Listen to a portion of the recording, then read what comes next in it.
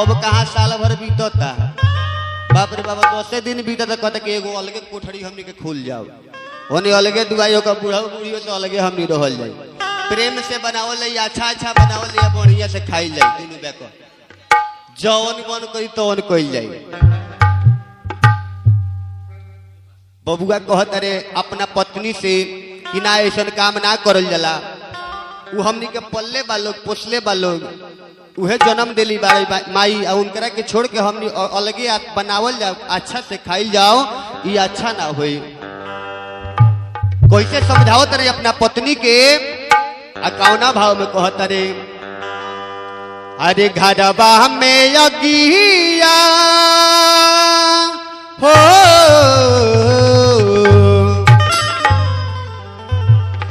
कि घरबा में अगिया अरे लगावा जनी धनिया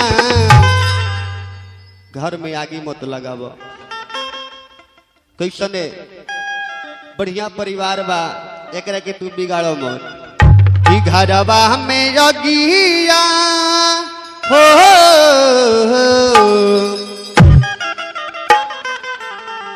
अरे घरबा में अगिया लगावा जनी धनिया कि माई बाप से अलगा करब जनी धनिया।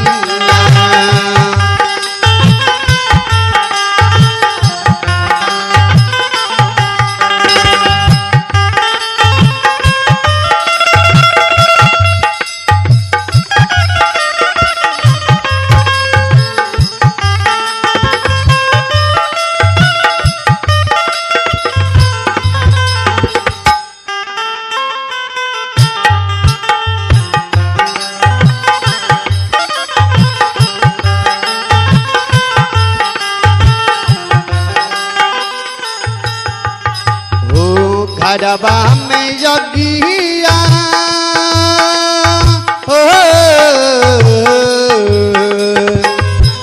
घरबा में अगिया लगावा जनी धनिया माही बाप से अलगा करब जनी धनिया।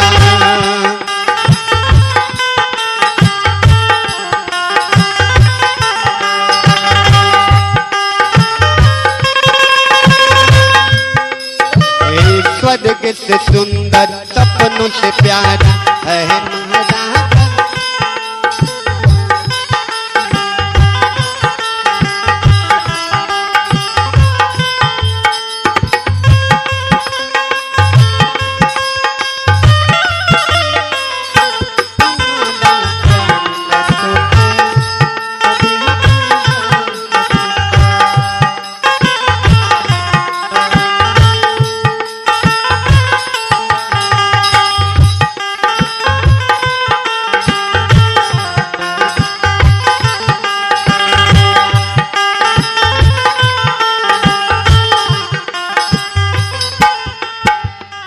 और कहत रे कि हमरा निर्बल मन में तू पाप मत घोरा हमरा माई बाप की तू सांप बन के मत डसो काहे तो उनके धन पर तू आज ऐसे आराम करता बंटवारा लगावे के कहत रे कैसे निर्बल मनावा में खोदा जनी पाप हो जनी माई बाप के बन के तू सांप हो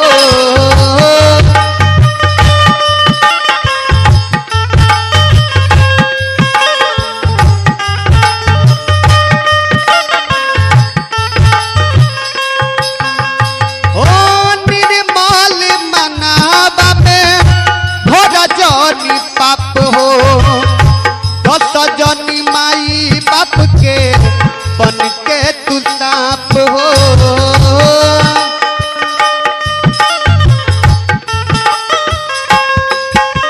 हो 10 जनी माई बाप के बन के तू सांप हो कहत रे और कैसे उनके ही धना बाप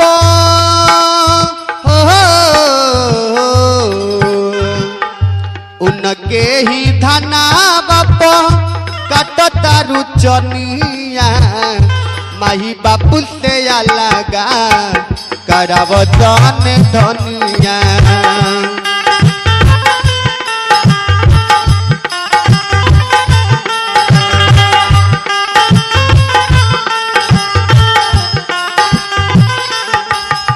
विधाता आवना तो काम गड़बड़ाता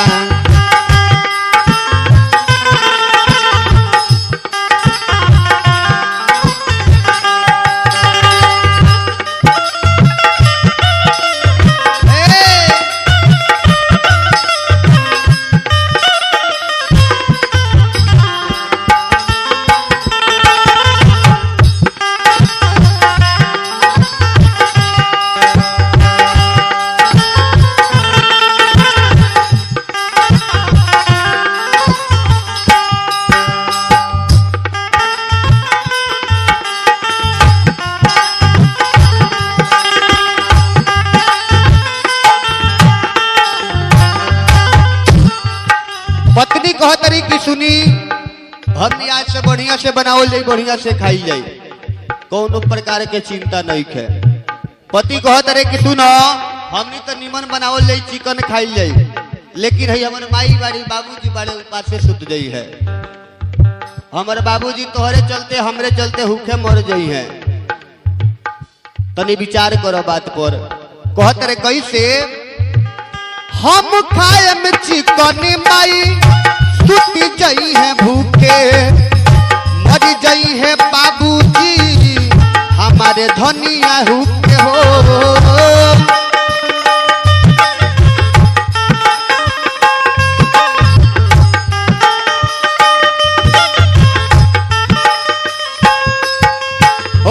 हम खाए में चिकन माई सुती जई है भूखे मरी गई है बाबूजी हमारे रनिया भूखे हो।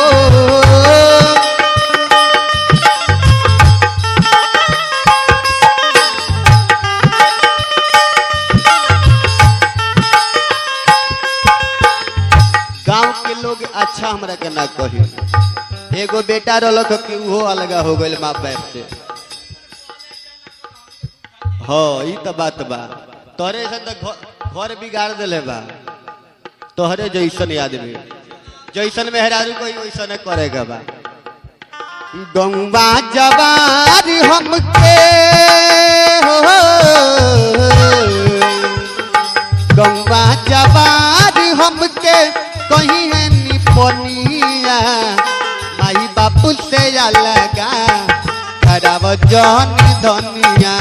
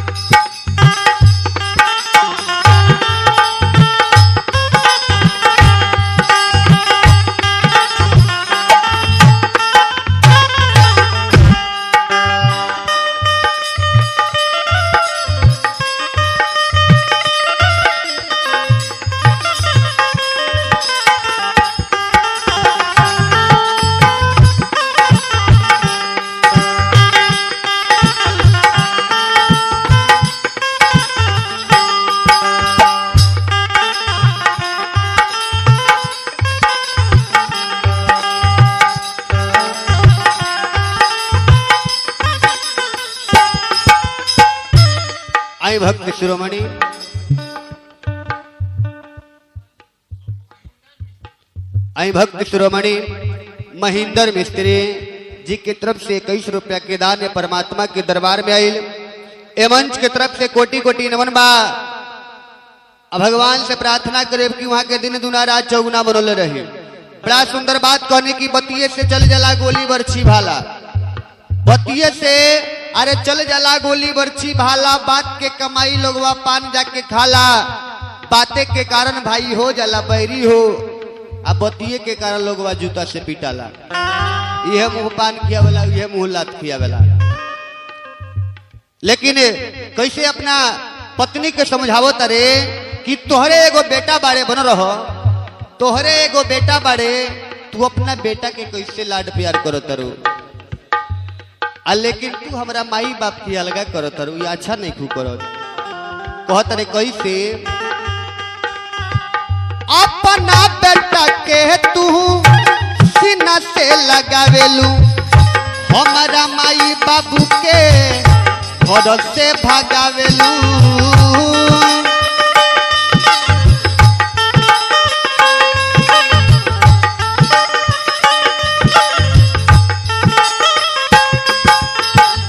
अपना बेटा के तू सीना से लगावेलू, हमारा माई बाबूजी के दूर भागावेलू।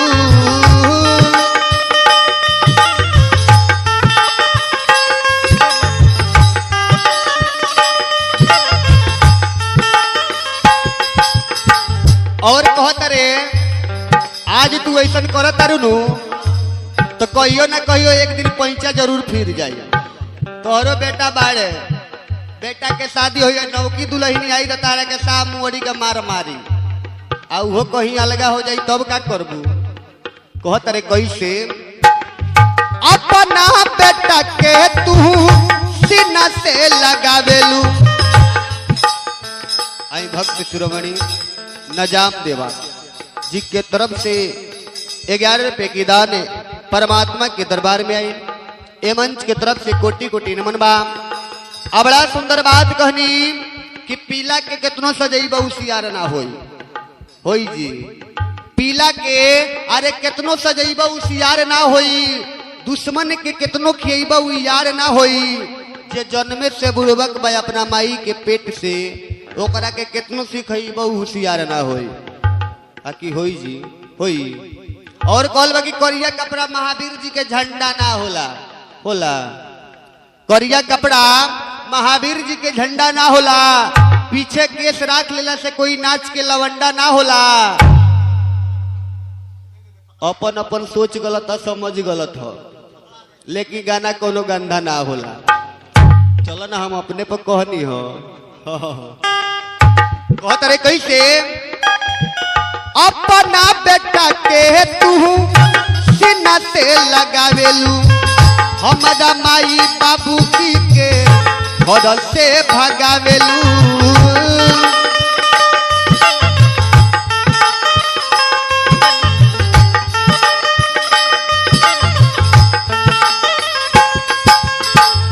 फिर जई है पैंचा जहिया हो, फिर जई है पैंचा जहिया आई तोहर कनिया, माई बापू से अलगा कराब जानी धनिया।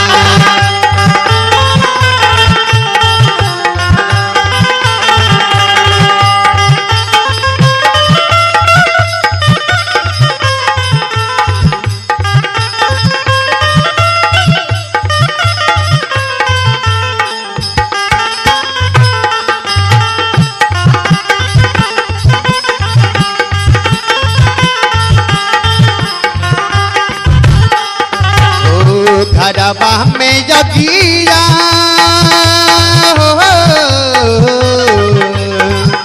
घरवा में यगिया लगाव जनी धनिया, माई बापू से अलगा कराव जनी धनिया।